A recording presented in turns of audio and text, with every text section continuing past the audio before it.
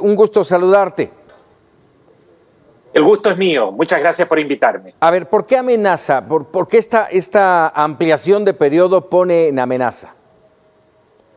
Primero porque constituye una violación flagrante de lo establecido en la Constitución Política de México. Es muy importante respetar la separación de poderes. Y me sorprende realmente que hasta ahora el presidente de la Suprema Corte, el señor Saldívar, no haya manifestado sus agradecimientos al presidente Andrés Manuel López Obrador por los elogios, sin duda, pero al mismo tiempo debió haber ya rechazado pública y en términos inequívocos una reforma que afecta a la credibilidad del máximo tribunal, porque da la impresión que lo que persigue el gobierno es contar con una Suprema Corte domesticada, que esté en la práctica subordinada al Poder Ejecutivo. Vamos, esto es un hecho ya consumado, pese a que aún falta prácticamente la votación en pleno. Hay muchas reservas, evidentemente, pero esto que ahora le llaman en la Cámara de Diputados la manzana podrida es prácticamente ya un hecho, prácticamente.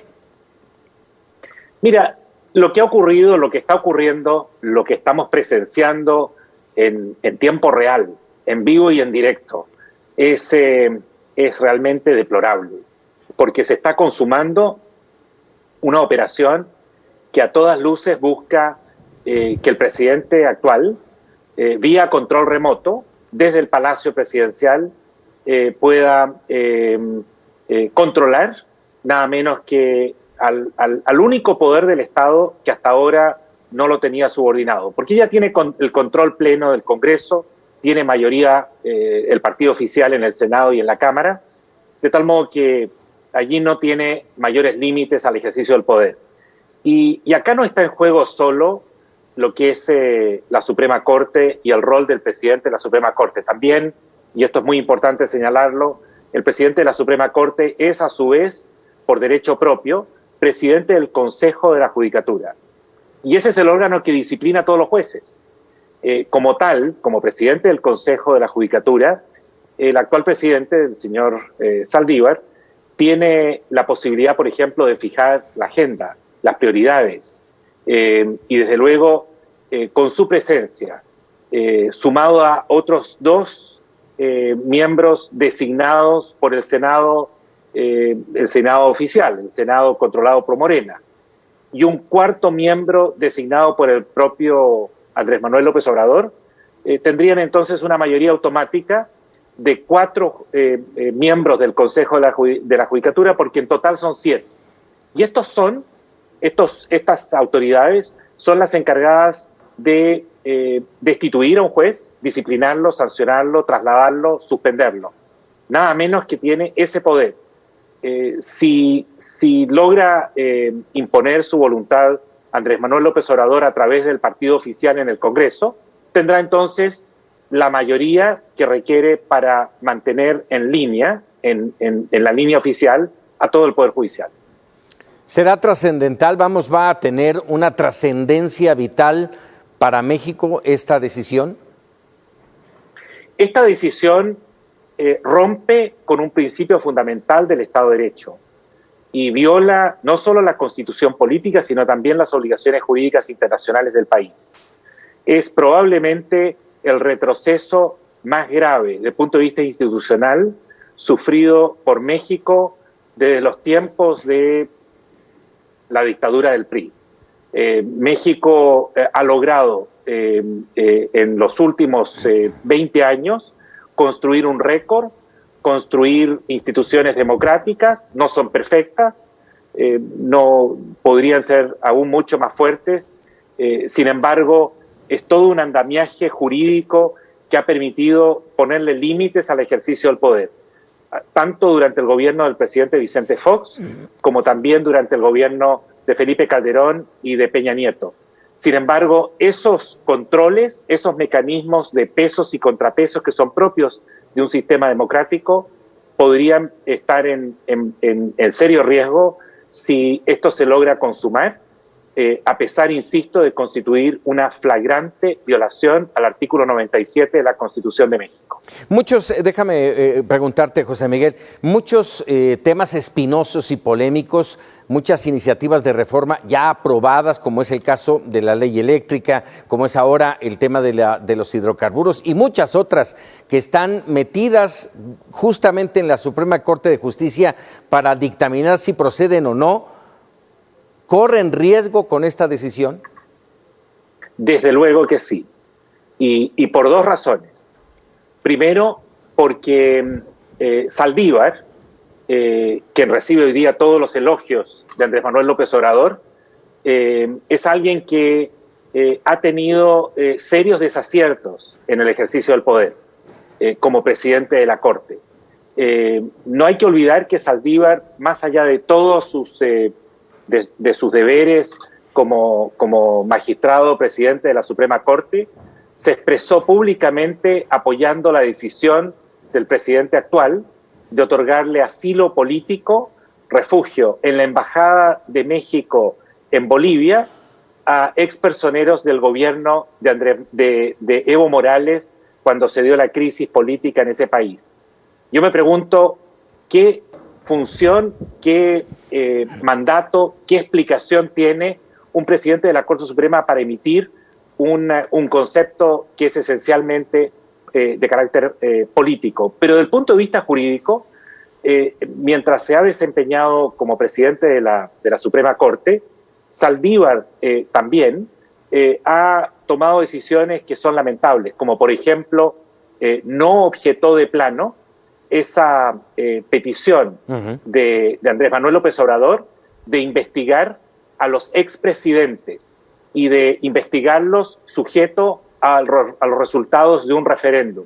Esa decisión realmente también es un grave retroceso y hasta ahora demuestra que Saldívar, la afinidad de Saldívar con AMLO se manifiesta, y con ello creo que su presencia con una extensión de otros 2 años asegura o garantiza que AMLO tendría el control de lo que pueda decidir en el futuro la Corte Suprema. ¿Pierde credibilidad la Suprema Corte? ¿Perdón? ¿Pierde credibilidad la Suprema Corte?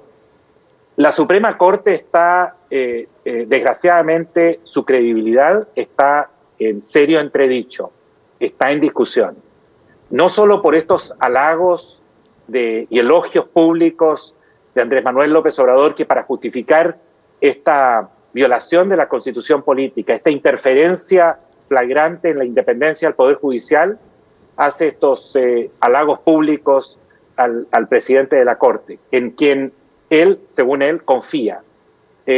Si esto avanza, lo que está aquí, lo que queda de manifiesto es que el propio presidente de la Suprema Corte se ha prestado para una operación que afecta, que daña la credibilidad nada menos que de todo el Poder Judicial. Sabemos que esta es una decisión del legislativo inconstitucional. Andrés Manuel López Obrador sigue intentando lavarse las manos diciendo de que no es él, que él tiene una opinión, pero que es el Poder Legislativo, ignorando o intentando ignorar que él tiene a través del partido oficial control del poder del Congreso, del Poder Legislativo. De tal modo que están alineados tanto el Ejecutivo como el Legislativo en esta operación, en esta maniobra, que afecta, insisto, la credibilidad de un poder vital del Estado para defender libertades públicas, derechos fundamentales y servir de contrapeso al ejercicio del poder. Caray, José Miguel, déjame aprovechar que tengo este contacto contigo para tocar otro tema que es también muy relevante, el tema de los migrantes y específicamente de los menores no acompañados que cruzan por México y se quedan aquí detenidos. Ahí se habla de que hay por lo menos un 70% de detención de menores. ¿Qué opinas al respecto? ¿Cuál es la condición? ¿En qué punto quedan estos niños? Los estudios que nosotros hemos realizado en relación a los migrantes, especialmente centroamericanos, que cruzan México y que aspiran a llegar a los Estados Unidos, y allí solicitar asilo o refugio, es que en su paso por México sufren todo tipo de abusos.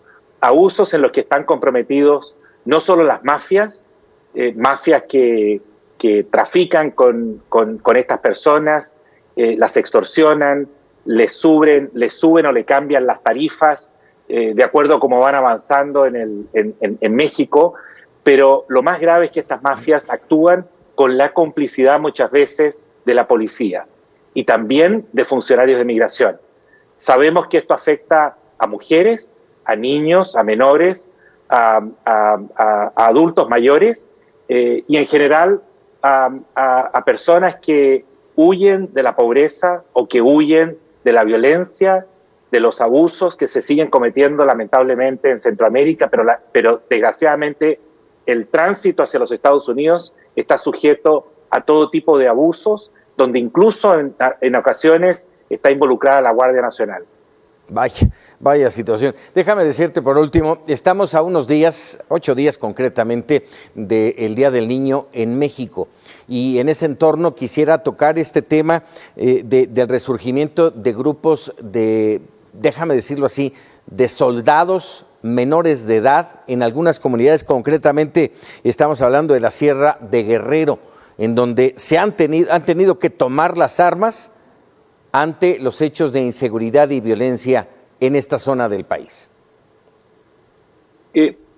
Todos estos fenómenos de surgimiento de autodefensas son, ya sea por menores o por adultos, son de un extraordinario peligro. Y simplemente son un síntoma que demuestran la incompetencia y la falta de Estado, la falta de seguridad. Allí hay una negligencia inexcusable por parte del Estado mexicano, y me refiero no solo al Estado, a los estados, a las autoridades locales, sino también y en especial a las autoridades federales, que son las que deben velar por la seguridad de la población. Es de un alto riesgo que civiles se empiecen a armar y empiecen a tomar la justicia en su propia mano. Las autodefensas no son una opción en materia de seguridad y de orden público. Los que deben velar por el orden público y por la seguridad de la población, los civiles, son obviamente las policías. Lamentablemente, muchas policías a nivel municipal y estatal han sido penetradas por el narco y están involucradas en abusos ellas mismas y en hechos de corrupción. Son muy poco confiables en varias regiones del país.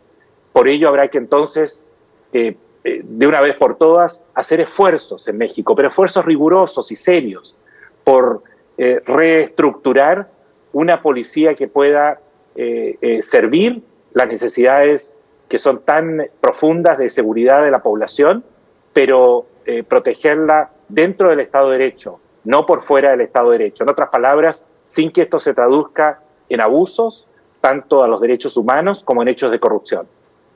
José Miguel Vivanco, director de Human Rights Watch, como siempre agradecido de tu opinión y tu tiempo aquí en Mega Noticias TVC. Al contrario, un placer estar con ustedes esta noche. Muchas gracias, muy buenas noches. Déjeme decirle, hay muchos puntos